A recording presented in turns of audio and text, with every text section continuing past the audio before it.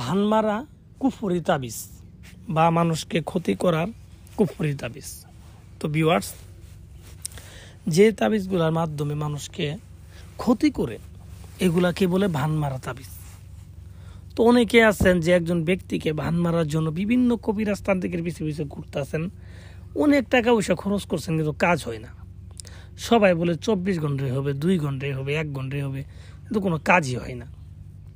তো আজকে আপনাদের একটা গোপন তথ্য বলি, যারা বলে যে 24 ঘন্টায় হবে, ঠিক আছে 24 ঘন্টায় কাজ হবে, তাদেরকে বলি ভাই এটা তো মানে তৈরি করতেও তো সময় লাগবে 24 ঘন্টা। এই ভানের তাবিজটা তৈরি করতে তো সময় লাগবে 24 ঘন্টা, তাহলে আপনার 24 ঘন্টায় কাজ হয় কীভাবে আপনারা বলেন? তো যখনই দেখবেন 24 ঘন্টা 2 ঘন্টা বলা আছে, এগুলো আপনার করবেন না, অযথা সময় নষ্ট হবো। আর আমার এই তাবিজটা কাজ হবে 72 ঘন্টা লাগবো, মানে 3 দিন সময় লাগবো। একদিন আপনি করবেন, কাজ করবেন, তারপরে 72 ঘন্টা 3 দিনে তাবিজের প্রভাব হবে। এবং আপনার শত্রু কী ধরনের ক্ষতি চান, যেটা চান এটাই হবে।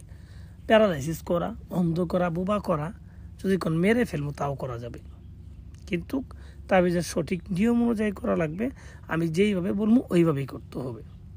যদি ওইভাবে করতে পারেন 100-এ কাজ হবে। তো ভিউয়ার্স, যারা অ্যাকচুয়ালি বিপদে পড়ে গেছেন তারাই কিন্তু করবেন, বা দেওয়ালে পিঠ থেকে গেছে আপনার, এখন যদি আপনি এই শত্রুর ক্ষতি না করেন তাহলে আপনার নিজের বাঁচার উপায় নেই, তাহলে আপনি এগুলা করবেন। কিন্তু ভাই যদি হাসি ঠাট্টা তামাশা করেন, আপনি ধ্বংস হয়ে যাবেন। আপনি এর আগে কি করছেন, আগে কোন তাবিজ করছেন, কোন কবিরাজের কাছে গেছেন, এগুলো জানার আমার দরকার নেই, কোনো কিচ্ছু বোঝার দরকার নেই। আমি বলতেছি আমার এই তাবিজ নিয়ে আপনি ফাইজলামি করেন, আপনি ধ্বংস হয়ে যাবেন। যদি সঠিকভাবে করেন, আপনি অ্যাকচুয়ালি বিপদে পড়ে, তাহলে আপনি এই তাবিজ দিয়ে আপনি উদ্ধার হয়ে যাবেন। তো যারা অ্যাকচুয়ালি করতে চান কিভাবে করবেন আমি বিস্তারিত বলে দিচ্ছি। আমি যেইভাবে বলবো ওইভাবেই করবেন। রিকোয়েস্ট, নিজে পণ্ডিতই করবেন না, অতিরিক্ত কিছু বাড়াবেন না, অতিরিক্ত কিছু কমাবেন না। যেইভাবে বলা আছে সেইভাবে আপনি করবেন, কাজ হবে 100%। ঠিক আছে, আপনি যত কবিরাজের কাছে যান, মানে যত তাবিজ করেন, আপনি যদি না হয় আপনি এটা করবেন হবে লাস্ট রিকোয়েস্ট, আপনি এই তাবিজটা করেন ভাই, যদি আপনি অ্যাকচুয়ালি বিপদগ্রস্ত লোক হয়ে থাকেন। ঠিক আছে, কিভাবে করবেন আমি আপনার জন্য বলতেছি। আপনি এটাকে করার পূর্বে একটা দিন উপোস থাকতে হবে।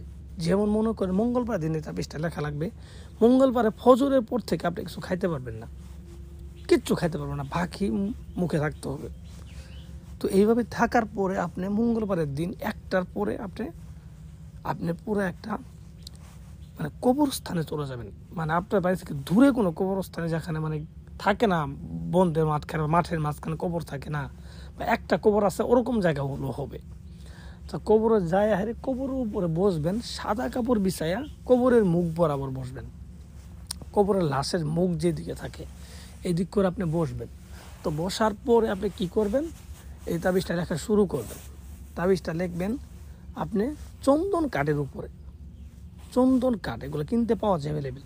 চন্দন কাঠের উপরে লোহা দিয়ে লিখবেন, লোহাটা পুরা দিবেন, পুরা দিয়ে লিখবেন, দেখবেন ওখানে দাগ হবে।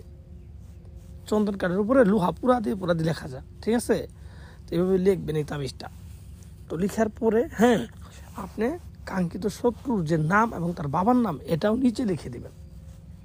তো লিখে দেওয়ার পরে তাবিজের অপর পৃষ্ঠায় কলম দিয়ে লিখবেন, বা যে কোনো কিছু লিখবেন, ওটা পুরো লিখতে হবে না, পুরো লিখতে একটু সময় লাগবে, তো কষ্ট হবে। তাবিজের অপর পৃষ্ঠায় কলম দিয়ে লিখে দিবেন আপনার শত্রু কী ধরনের ক্ষতি চান। তো এটা লিখে দিলেন। তো লিখে দেওয়ার পর এই চন্দন কাঠটাকে নিয়ে, ঠিক আছে, সোজা আপনি চলে যাবেন ওই শ্মশানে, যেখানে চিতাপোড়া, যে জায়গায় চিতাপোড়া, ওই শ্মশানে যাবেন।